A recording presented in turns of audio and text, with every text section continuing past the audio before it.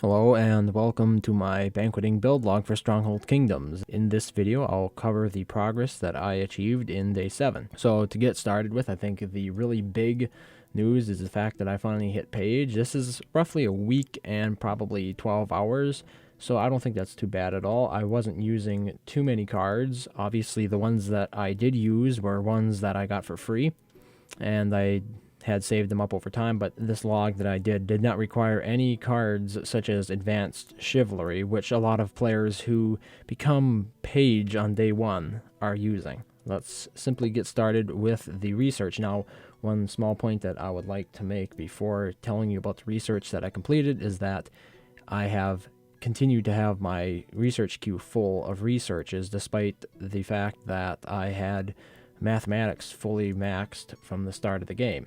If you watched the day 1 video, you would know that the mathematics technology was the first one that I fully researched and maxed out. So I put 2 additional points of research into weapon making to unlock their respective sub-branches, Poleturning and Armour Working, both of which I also put 1 point of research into to unlock their respective buildings, the Armorer's Workshop and the Poleturner's Workshop. In the farming tab of the research tree, I put 1 point into Plough and 1 point into hops farming to unlock the inn and breweries. I can never get that word right. The reason that I went for ale instead of, say, going for pig breeding and getting the pig farm is because ale, when produced at ×4 rations, is going to give me more popularity than simply adding an additional food type to my granary. Finally, in the education tab of the research tree, I put 1 point into commerce. This will allow me to trade with any parish currently in my county. I also put 1 final point into hall capacity, and that is now maxed out at 800%. And lastly, I put 3 points of research into literature to unlock the theater, jester's court, and the dancing bear. This was done in an attempt to get my villages out of this negative popularity slump. As you can see, I placed the inn, but it's becoming difficult to actually attract peasants to this village. And that is a problem because I need peasants now to recruit archers. I need to bolster my defenses. I need to build armies. And if we don't have a very decent popularity number, it's taking a very long time for the peasants to actually come to my village. So in an attempt to increase my popularity, I'm going to be placing entertainment buildings in addition to the inn that I built, hopefully producing enough ale that will enable me to recruit army units at a reasonable rate. So you've seen my second village. This is my first one.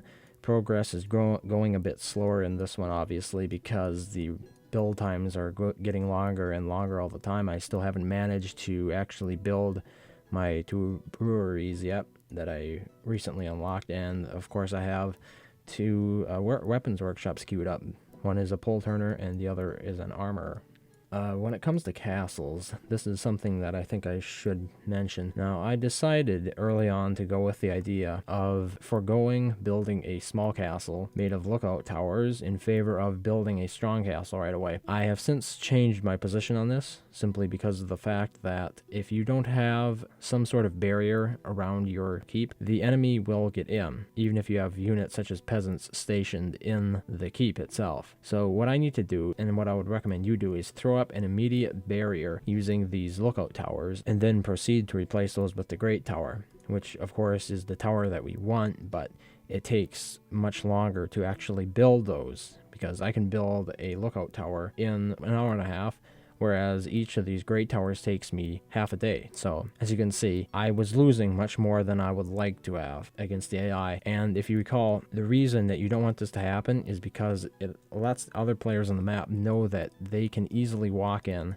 and take your castle with a captain. It is a display of weakness, so you want to hold back the AI siege camp armies at all costs, especially if you are fairly well developed in the world. If you have what could be perceived to be decent villages and your rank is sufficiently high, because you have to keep in mind that as you rank up, other players get a discount when it comes to capturing your villages in terms of honor cost. So if I was just a yeoman, I'm going to have too much to worry about when another player turns alderman.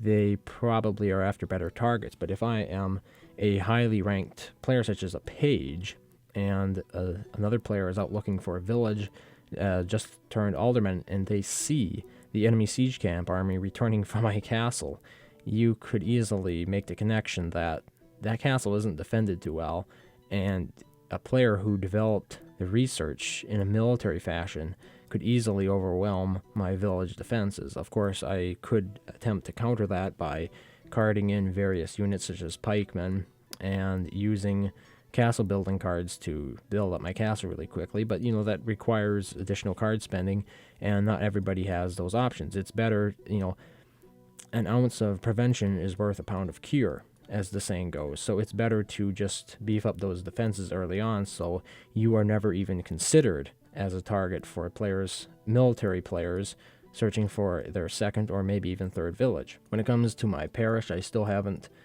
my parish still hasn't generated a third flag, so not a whole lot of development there. Just donated some resources to the guilds, nothing really worth mentioning.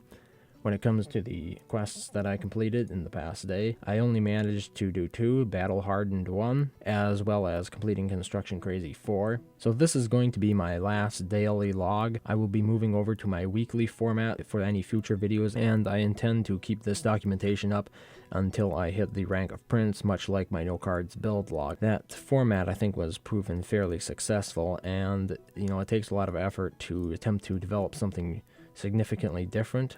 It seems to be a reasonable format, and I intend on continuing that. Pretty similar to the current format, but a little bit more macro. Lastly, I think we should take a look at the cards that I played. Not a whole lot has changed here, but for those who haven't watched the other daily logs, I will be covering it again for you. So, starting it from the top, Orchard Management, I used 2 Orchard Management cards. I used 2 Advanced Milkmaid cards, and as you can see, I'm currently out of them now. I used 2 Woodsmanship cards. I used 2 Stonecraft cards. I used 2 Advanced Deer Stalking cards. I used 2 Advanced Furniture Making cards. I used 2 Advanced Metalcrafts cards. And I used 2 Tailoring cards. Lastly, in the weapons category, I used 1 Bodkin Casting card during the daytime when I actually was around to recruit archers. Now, I didn't play one during my downtime because of the fact that my armory only holds about 16 bows, and I didn't want any of them to go to waste. So yeah, that pretty much covers everything that I did in the past day. As you can see, the world around me is developing quite nicely. When it comes to banqueting, I am currently ranked 51 as a banqueter, and there are 15,000 players in this world. I would say that overall I'm quite content with the researches that I chose, and I look forward to continuing to update you in the following weeks and possibly months. Thanks for watching, and I hope to see you next time. Stronghold Kingdoms. The battle has just begun.